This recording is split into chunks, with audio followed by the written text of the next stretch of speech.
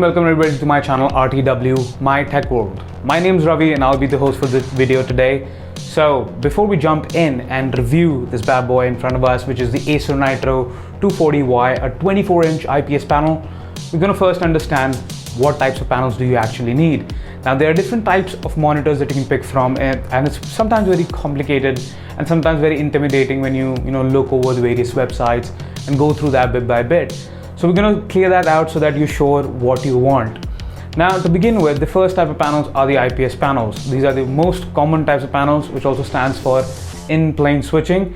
These type of panels have very good viewing angles and have excellent color reproduction and also have a very good contrast ratio. Now these types of panels generally don't deliver good refresh rates or lower milliseconds. That's why they are not recommended for gaming under the budget. But if you're looking for something at an expensive range, IPS panels can deliver high refresh rates, but they are a little bit on the expensive side.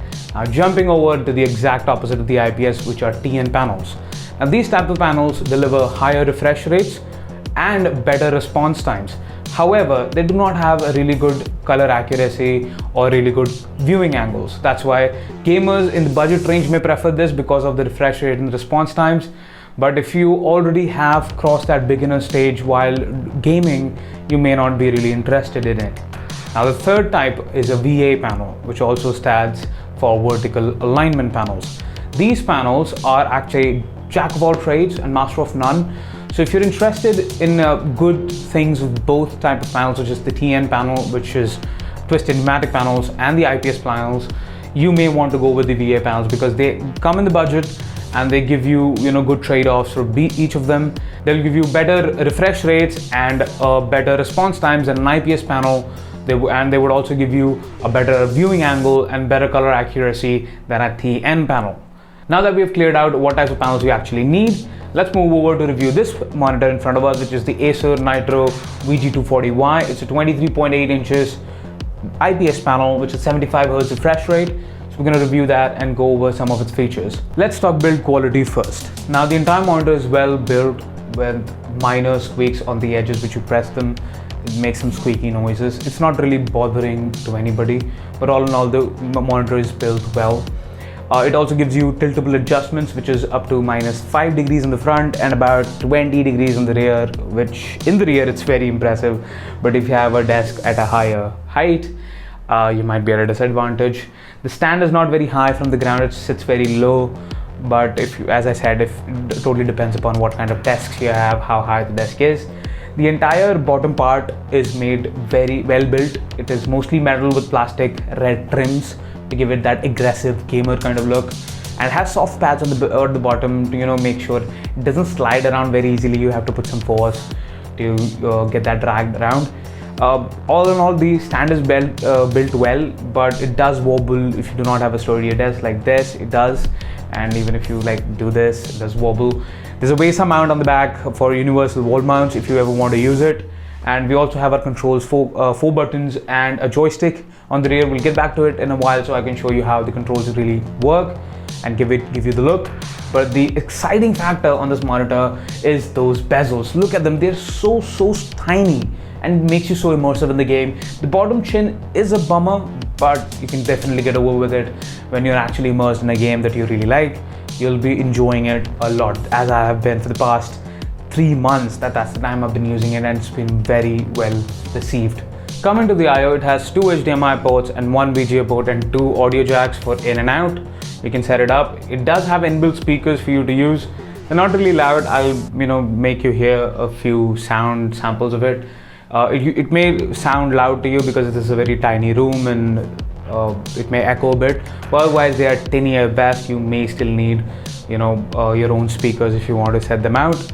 And apart from that, there are 4 controls, as I mentioned earlier. Now the joystick is the very good feature that I liked in terms of controlling. If you double tap it, it opens the menu and you can scroll down to system, and you can actually disable that double tap feature because it actually says quick start mode, which you can remove it off if you don't need it. However, the 4 controls are already defined what they do, with the top one being off and on. Then we have brightness.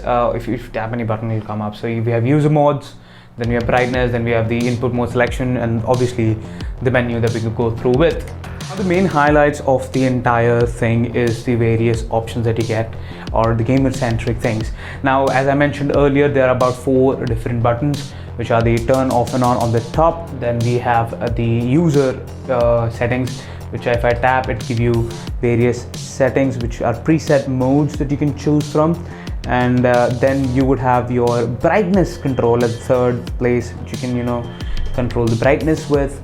And then we have the input button, where you can switch between what input do you need, and again, auto source being on, whatever is being turned on at that point in time. So that's that. Again, the joystick, as I mentioned, is a boon in terms of this monitor. It helps you to navigate much better, to move around and get the right kind of things done at a very quickest manner. So if I press the joystick 2 times, it opens up the menu. Again, as you can see, the first option being the picture, where you can select your brightness. And again, this feature is something that I really like, which is called the black boost. If you increase the black boost, it actually shows you more of the darker areas. It just brightens them up, like lifting up the shadows kind of things. Again, blue lights, again, they have various percentage intensities. If you basis what you need, you can just keep them on. 50% is the most strongest filter it goes as. That's something that you can use. Now, again, you can set up colors. If you want to use the preset ones, that's fine. If you want to adjust basis yours, you can do that as well. Then we have the audio settings. Now, the audio settings are based off of the speakers that are inbuilt. So we can definitely go through audio sample for you guys, so you can listen to it, how it sounds.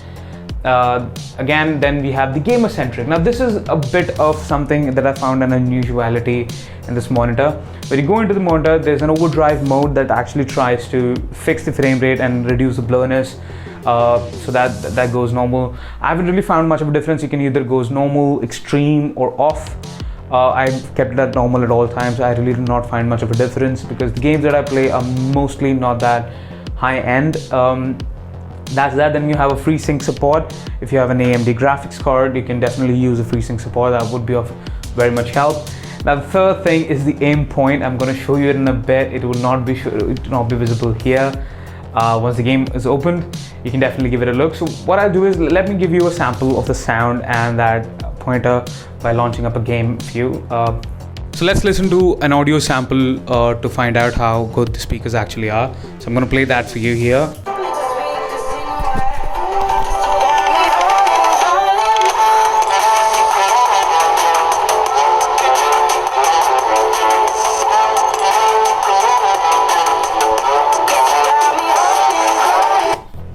So that's that, as you could hear to the audio bit. Now I'm going to show you a bit of how the game settings really turned out to be. I'm going to launch up the game a bit so we could see how the effects are, the one that I was talking about earlier. So let's just load that up. So if you open up the game, I go to the game settings. And if I just go down to the aim point and I, let's say, select one of the icons, which is the third one, seems to be the more natural. Let's give it a shot and see how this turns out to be in a game. To me, I've never found it to be very useful. It mostly seems intrusive, and you could rather, stick with your normal aim sight, whatever you play the game as. It could be a dot or aim sight. As you can see, it stays on the center at all times. You point it out, it doesn't really move. It's kind of static, built right in the center of the monitor. You would be able to see it now, I guess.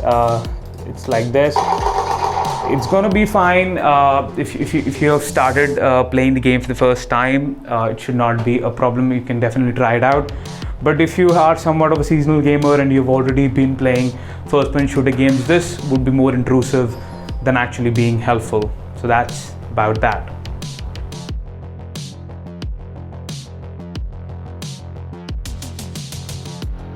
Company claims a 1 millisecond response time. I'm not really sure if it really delivers that because of the price, but it has been definitely better in terms of response times.